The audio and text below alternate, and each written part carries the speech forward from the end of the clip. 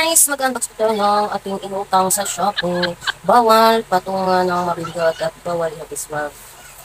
Pero po, inutang ko to guys. Tingnan natin kung ano naman. And fairness, ang ganda ng packaging guys. Wow! Ang ganda kahit ihabis mo, hindi siya masisira. Open natin guys. Char. Tingnan mo guys, ang ganda ng packaging. Namisis ko kasi yung seller nito guys. Sabi ko, balutin mo ng mabuti. Kasi kapag dating dito sa akin, hindi ko na magagamit. Kaya, tingnan nyo guys.